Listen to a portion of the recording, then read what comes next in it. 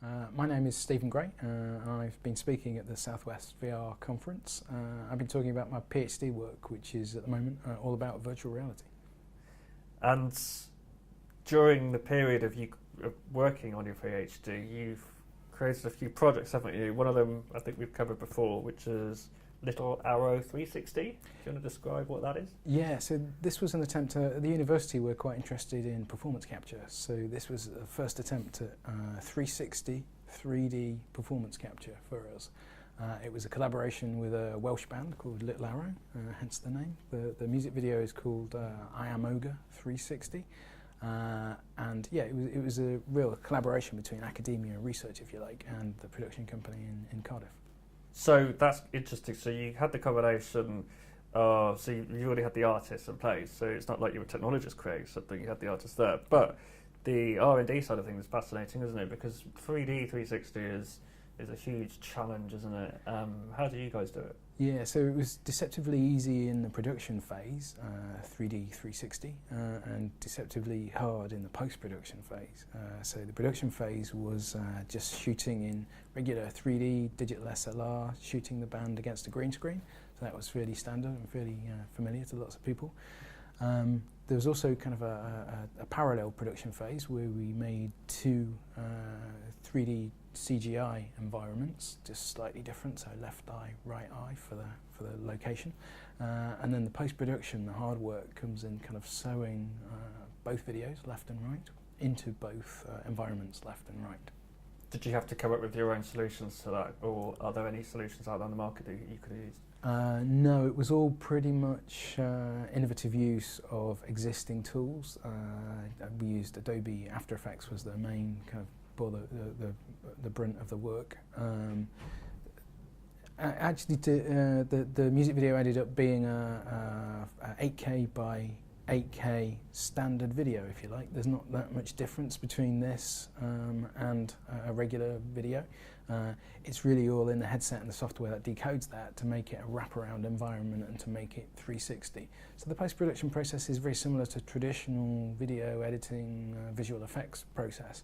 It's just really in the playback that things really start to become virtual reality and to become different. And you could put that, I guess, into a mobile VR 360 player, one of the many on the market, and it would work just like that. Exactly, yeah. So there are three releases of the music video. The one is for virtual reality headsets, and because it's basically a big MPEG-4, it's hardware independent. You can use it no matter which headset you happen to have.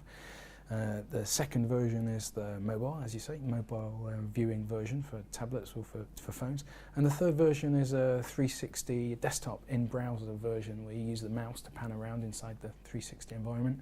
The only 3D version, as you might imagine, is the one with a headset, because all the others are kind of mono viewing. Okay, interesting. So, what other R&D stuff have you been working on as part of your PhD? I got here virtual museum.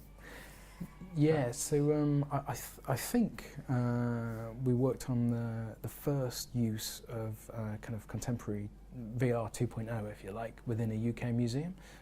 A few galleries have experimented with it, but the piece that I'm talking about today, which was in the Moved by Conflict exhibition here in the Bristol Museums, is installed as part of a long-running exhibition, 9 months. So it could be the first use of new VR technology within a museum, and there are some challenges involved with that.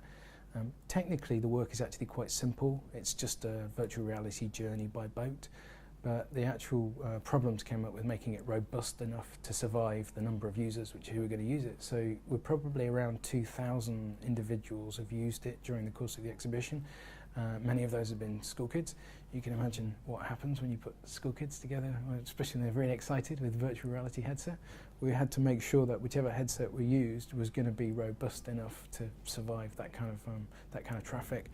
Similar thing with the software. Whichever software platform we chose to run this software, it had to run pretty much all day, potentially every day, and it had to not crash, which is challenge in itself. So although the work is technically quite simple when you go in and you see it, the actual hard work was making it robust enough for a museum. Gosh. So tell me what the PhD title is again. My PhD is about 3D imaging in archaeology. Okay, hence the T-shirt. The T-shirt, Okay. yeah. So, have you got into VR with basically anything to do with archaeology?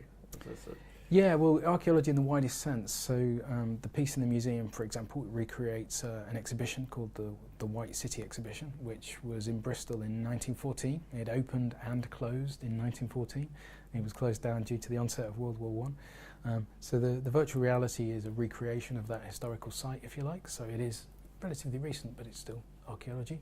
The other thing was the performance capture. Now, we have a strand of working on performance capture at the university. It doesn't usually involve Welsh rock bands, but since this was a collaboration between a university and an outside partner, and they wanted to do it, we thought it was a great chance to do something completely different.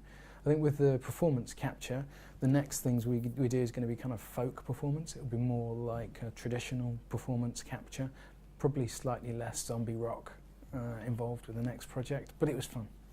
Okay, I just to kind of like capture. You're capturing using mocap suits to capture, then to put those in as CG elements within a world. Sorry if I've misunderstood. Well, that is something that we have done. Yeah. Okay. So we've done motion capture for performance.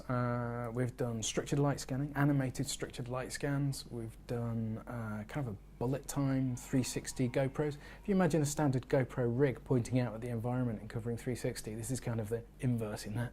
We have a room full of GoPros pointing at a performer who performs in the centre of the stage. If you do some clever mapping in a game engine like Unity or UDK, you can then select the correct view, which is user dependent depending on where the player is standing, and you can play that back in what isn't the perfect, but it is an interesting way. It's a convincing way, but it's far from perfect at the moment. That's kind of the thing that we're working on. What I really want is I want to walk into a real environment that's been 3D scanned to death. Yeah. So it's truly 3D and it's truly 360. I can walk around, but I want actually real elements in there. So it's effectively the video equivalent of that. Do you think that's ever going to happen? I know it's impossible to 3D scan moving objects, but do you think we'll ever get to the point where we could assert, let's effectively scenes, so we can walk around room to room to room to watch 3D scenes? I think it's months away rather than years away. So we're already doing stuff with laser scanning of the environment. It's just that the performances are shot in a different place on a green screen separately. Putting those together in a convincing way is months away, I think, rather than years away. And I know that at the conference today, there are quite a lot of people working towards that. People really do want actual human performers in an actual, or something that appears to be an actual 360 environment. Finally, what do you make of the inaugural SouthWest VR show? What's your feedback on it? I think it's amazing. Just the scale to me and the diversity of topics that are being discussed, it's really impressive. I had no idea there are so many other virtual reality geeks in the Southwest.